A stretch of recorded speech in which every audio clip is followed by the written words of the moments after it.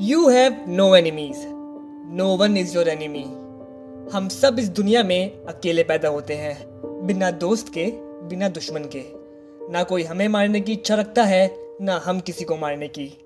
दुश्मन और दोस्त ये कंसेप्ट तो हम उम्र के साथ सीखते हैं।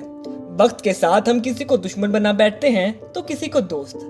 दोनों में बस कुछ चीज़ों का फर्क होता है, हमारे व्यवहार का और हमें सिखाई गई बातों का। हमारी बातें, हमारी सोच, हमारा व्यवहार किसी को हमारा दुश्मन बनाता है तो किसी को दोस्त, और फिर जिंदगी भर हम उस एक व्यक्ति को अपना दुश्मन मान बैठते हैं। पर क्यों? सिर्फ इसलिए कि उससे हमारी सोच नहीं मिलती, सिर्फ इसलिए कि हमारी नजरों में वो बुरा है। पर ये अच्छा और बुरा तय कौन करेगा? एक देवताओं और असुरों की बड़ी अच्छी कहानी है। पुराणों में देवताओं और असुरों को समान बताया गया है, पर वक्त के साथ साथ किताबों में असुर बुरे बन गए और देवता अच्छे। खैर, पुराणों के अनुसार असुर अराजकता फैलाते थे, लोगों को मारते थे, क्योंकि देवताओं और असुर को डिस्टिंग्विश ही ऐसे किया गया था।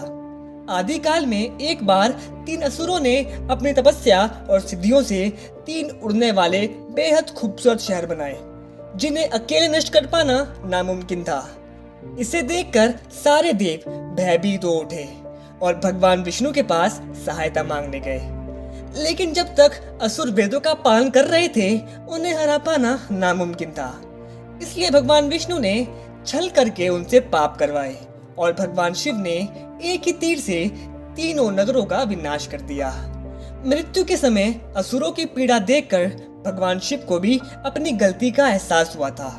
उनकी आंख से निकले आंसू ने बीज का आकार लिया, जिसे रुद्राक्ष के नाम से जाना गया। इस कहानी में कौन अच्छा था, कौन बुरा, ये सिर्फ मनुष्य के पर्सपेक्टिव पर डिपेंड करता है।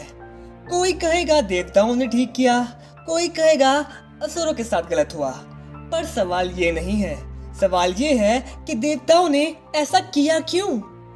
क्या सिर्फ इसलिए कि शुरुआत से ही देव और असुरों की आपस में बनती नहीं थी? क्या सिर्फ इसलिए कि देव असुरों को और असुर देवों को अपना दुश्मन मानते थे? अब यहाँ पर बातों का गलत मतलब मत निकाल लेना। मैं तो बस ये समझाने की कोशिश कर रहा हूँ कि दुश्मन होते नहीं हैं, दुश्मन बनाए जाते हैं। परिस्थितियां ही ऐसी बन जाती हैं कि आप ना चाहते हुए भी सामने वाले को अपना दुश्मन बना लेते हो। अगर देव असुरों से ना चिढ़ते या फिर असुर अराजकता ना फैलाते, बुरे काम ना करते, तो कोई किसी का दुश्मन बनता ही नहीं, कोई किसी को मारता ही नहीं। लेकिन पुराने वक्त से ही हम चीजों को अच्छे और बुरे में बांट देते हैं, जिस कारणवश जो चीजें हमारी नजरों में बुरी होती हैं, हम उन्हें अपना दुश्मन मान बैठते हैं। इंसान एक हिंसक प्रजाति है, हमारा इतिहास ही खून से लिखा गया है, हमारी नींव ही लाशों पर टिकी है। पर फिर भी अगर कुछ लोग ही ये समझ जाएं कि इस दुनिया में कोई किसी का दुश्मन नहीं है, हमें किसी को मारने की जरूरत नहीं है, तब ये दुनिया स्वर्ग से कम नहीं होगी। इसके रिगार्डिंग और भी कई रियल इंसिडेंट मेरे ध्यान में आते हैं। 1909 में थॉमस हार्डी ने एक पोयम लिखी थी, द मैन ही किल्ड।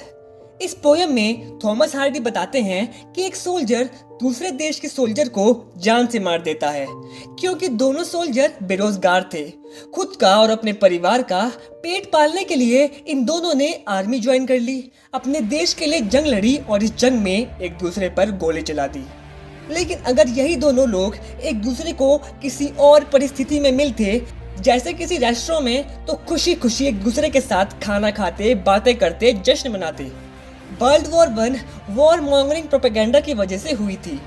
सभी सोल्जर्स इस वॉर मॉन्गरिंग प्रोपेगेंडा की वजह से एक दूसरे से लड़ रहे थे, एक दूसरे का खून बहा रहे थे।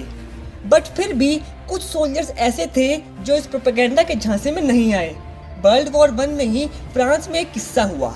एक पूरी बटालियन ने लड़ने से ही मना कर दिया, क्योंकि वो थक गए थे बिना कारणवश एक दूसरे का खून बहाकर। एक और बहुत अच्छा किस्सा है वर्ल्ड वॉर 1 का ही, द क्रिसमस ट्रूस ऑफ 1914। 1914 में जब जंग चल रही थी, तब क्रिसमस का त्योहार आया। एक तरफ ब्रिटिश सोल्जर्स थे और एक तरफ जर्मन सोल्जर्स। और ये सब साथ में आ गए जंग के बीच में क्रिसमस सेलिब्रेट करने के लिए। इन्होंने खाना एक्सचेंज किया, एक साथ गाने गाए, क्रिसमस ट्री को सजाया। ये एक बहुत कमाल का उदाहरण है ये साबित करने का कि हमारा कोई दुश्मन नहीं है, क्योंकि ये जो सोल्जर्स थे ये गद्दी पर बैठे राजा महाराजा के कारण लड़ रहे थे। और जब इन सोल्जर्स को एहसास हुआ कि सामने वाले सोल्जर्स भी इनके जैसे ही हैं, वो भी इनके जैसे इंसान ही हैं, वो कोई इनके दुश्मन नहीं है, तब इन सोल्जर्स ने ये दुश्मनी की दीवारें गिरा दी और साथ में जश्न मनाने लगे, क्योंकि ये समझ गए थे no one is there enemy.